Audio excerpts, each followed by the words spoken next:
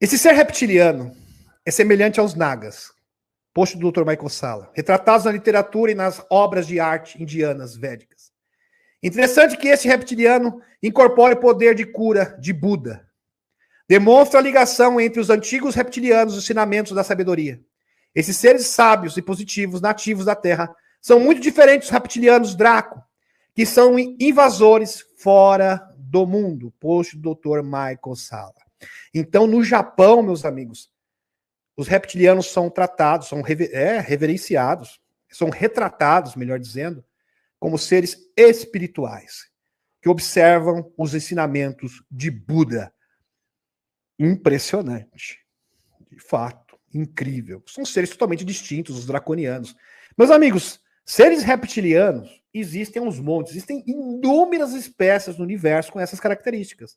Existem alguns positivos e outros negativos.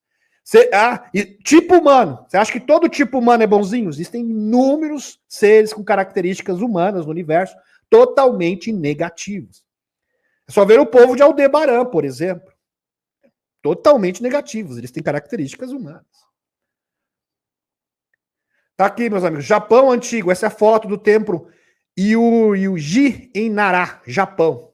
Este templo foi concluído no ano 607 depois de Cristo. A foto mostra uma estátua de uma criatura de aparência reptiliana, sentado com as pernas dobradas. O templo foi feito para representar o poder de cura de Buda. Mas por que um reptiliano? É realmente uma ótima pergunta. Sensacional. A história por trás da estátua reptiliana do templo de Ryuji Nara, Japão. Em 2017, meus amigos, inclusive essa estátua foi escondida, eles simplesmente sumiram com ela. Ela não está mais em exibição pública. Eles não querem que as pessoas saibam da verdade. Estão escondendo essas evidências. Em 2017, sob grande sigilo, uma estátua reptiliana do templo de Yujinara, nesse templo, no Japão, semelhante à figura de um réptil, foi retirada da exposição para o público visitante. Isso aconteceu no Japão, no templo de Yujinara, na província de Nara, em Ikaruga, de onde foi removido e agora tem paradeiro desconhecido. O motivo de sua retirada foi o aspecto reptiliano da estátua, que leva a pensar que as evidências estão presentes em todo o mundo, embora certos grupos escondam esses monumentos. Isso significa que um evento transcendente aconteceu no momento da história da humanidade que não pode ser apagado. Meus amigos, é impressionante como as informações convergem perfeitamente.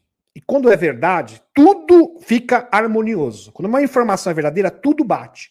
Quando uma informação ela é desinformação, ou seja, uma mentira, nada bate. É o contrário. Né? Fica uma verdadeira bagunça. Fica totalmente contraditório. Meus amigos, aquele escritor, agora eu não lembro o nome dele, estudioso, arqueólogo alemão, que falou das passagens que foram seladas pela Igreja Católica, parece que isso aconteceu no mundo inteiro.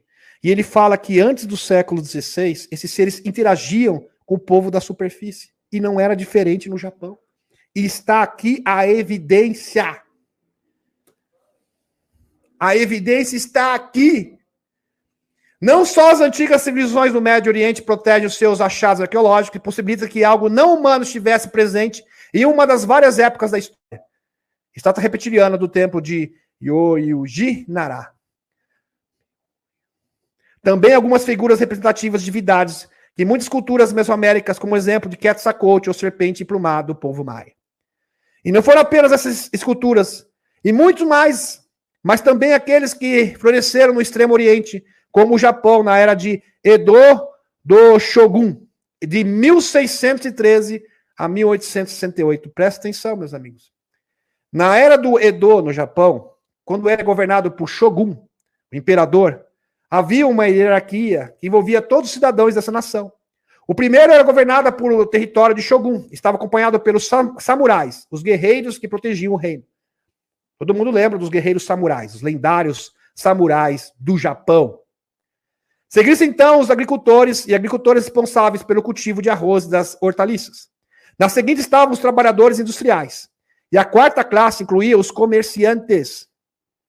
A última classe na base da hierarquia pertencia a uma raça marginalizada, que era hostilizada, perseguida, discriminada do resto da população, conhecida como os não-humanos. Os não-humanos. Ou melhor, os reptilianos, que eram discriminados na sociedade japonesa por volta de 1603 a 1868. Isso é realmente incrível. A verdadeira história da humanidade. Parecia um réptil, vivia longe das cidades, em aldeias remotas, onde havia florestas próximas. Esses seres eram bons caçadores, só que, porém, eles eram ótimos caçadores. O motivo do medo da população de serem discriminados era consumir carne de animais. Além disso, eles tinham medo de morar com eles. Preconceito mesmo. Shogun pediu a essa raça que fabricasse armaduras de couro. Olha, Shogun falou, não, mas essa raça aqui pode ser vantajosa. A gente pode tomar proveito deles, porque eles têm algumas habilidades incríveis. Shogun pediu, viu, reptilianos, eu quero que vocês construam umas armaduras de couro e armas resistentes para nós aqui. E eles receberam a incumbência de serem os executores das pessoas que alteraram a ordem e a lei. Ou seja, eles eram os primeiros samurais. Os reptilianos são os primeiros que deram origem aos samurais do Japão. Mas a milícia japonesa não existia como tal. Então os seres reptilianos se tornaram a raça guerreira de Shogun, que deu origem aos samurais de hoje. Impressionante. Os reptilianos se estabeleceram aqui há 65 milhões de anos atrás. Como eu havia dito para vocês, meus amigos, existem inúmeras subespécies de reptilianos. Existem alguns reptilianos de terceira densidade, que são exatamente como nós. Não são nem bons e nem maus. Provavelmente sejam estes reptilianos que interagiram com o povo japonês e se tornaram os primeiros samurais. Muito provavelmente. Agora, existem outros tipos de reptilianos que são muito evoluídos. Muito evoluídos. De quinta densidade, inclusive. Os reptilianos se estabeleceram aqui há 65 milhões de anos, quando o nosso planeta foi semeado para ser o lar dos reptilianos. A priori, este era o plano. Inclusive, você vai achar isso no livro do Alex Kohler. Isso é endossado pelo Alex Kohler no seu livro sobre solo sagrado. E pela própria Helena. E pela própria Lacerta, reptiliana, que confirma esse fato.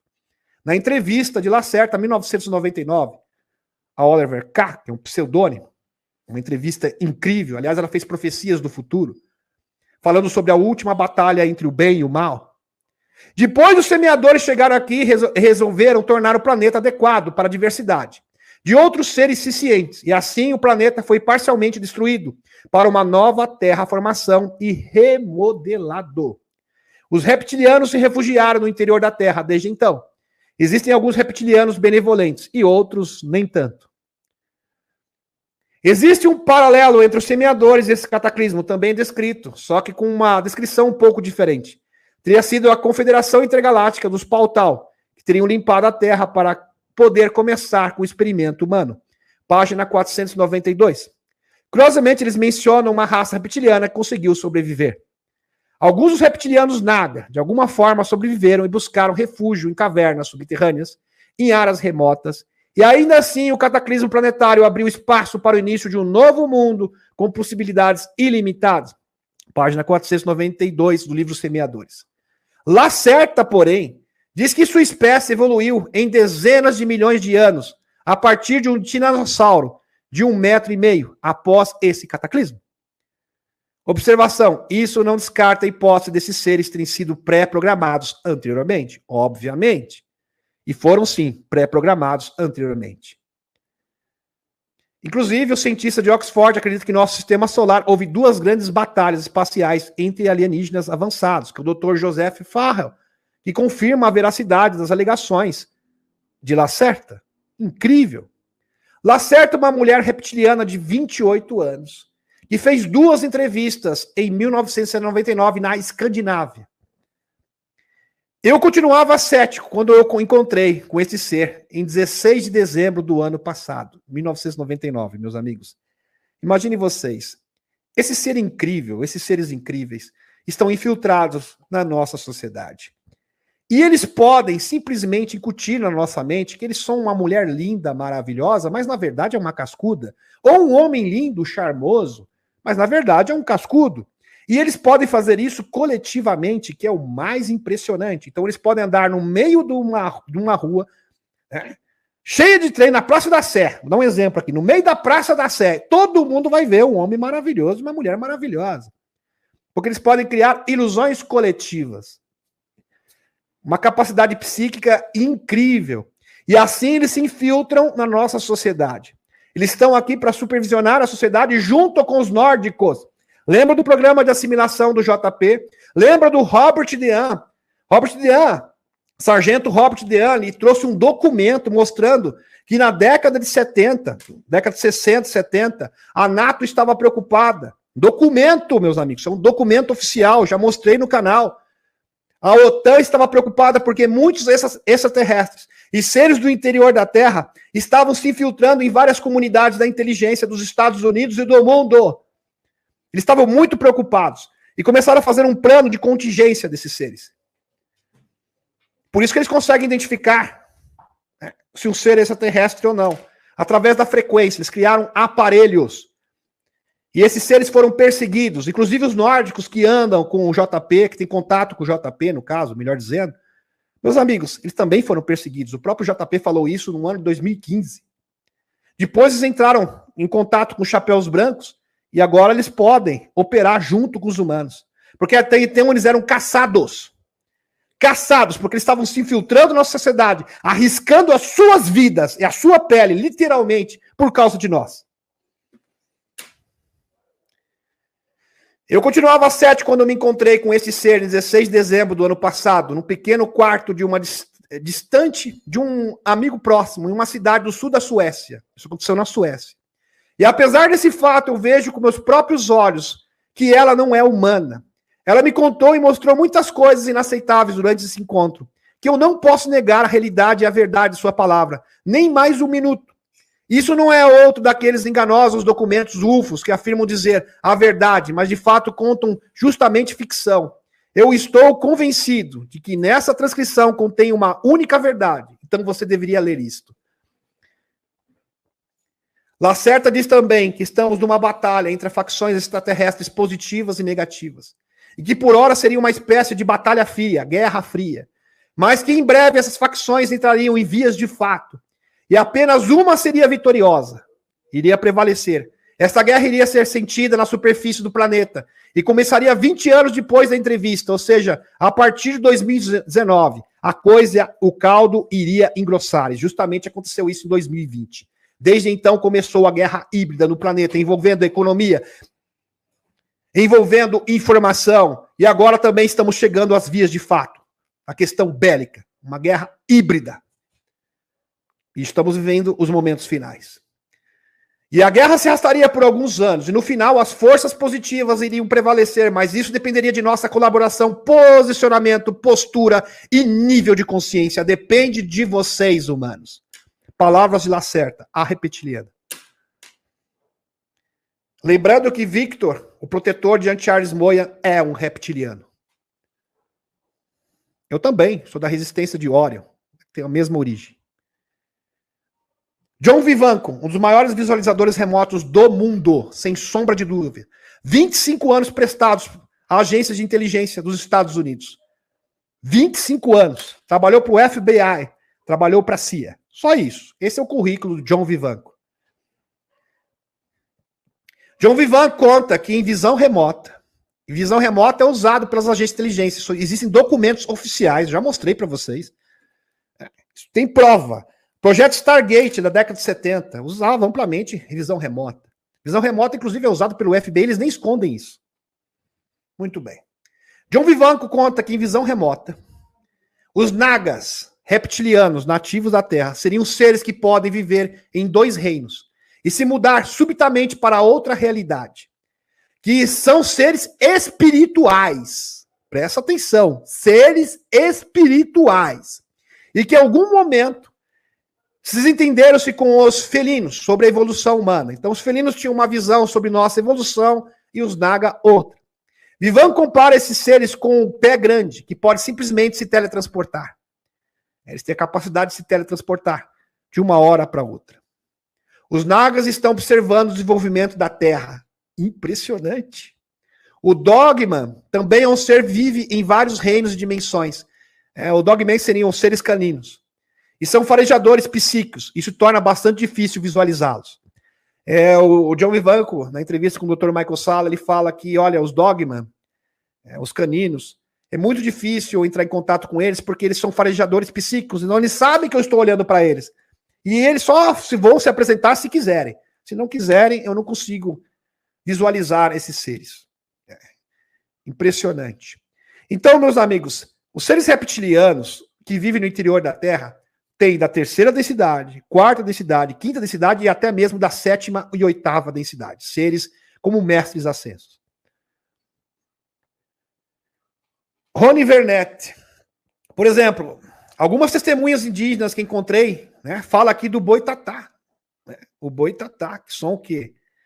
O boitatá que seriam esferas de fogo em forma de serpente que são vistos na floresta. E foi constatado isso através de vários instrumentos. Rony Vernet, que é um ufólogo responsável, com provas tangíveis, inclusive com fotos e filmagens dessas aparições. Aliás, essas aparições existem desde o tempo do descobrimento do Brasil, desde 1560.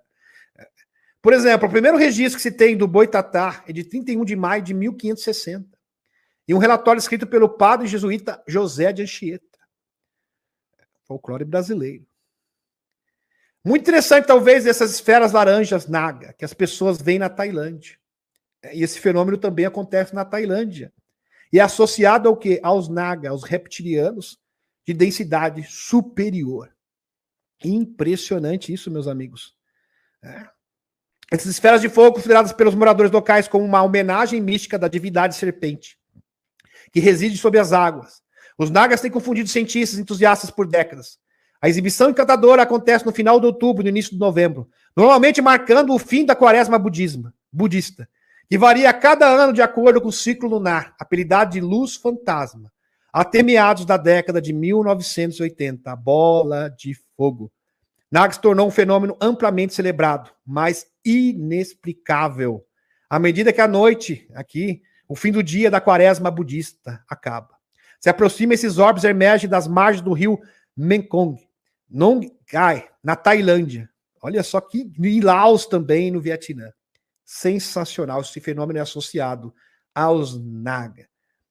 Incrível, ainda mais sabendo que esses seres foram os samurais do Japão.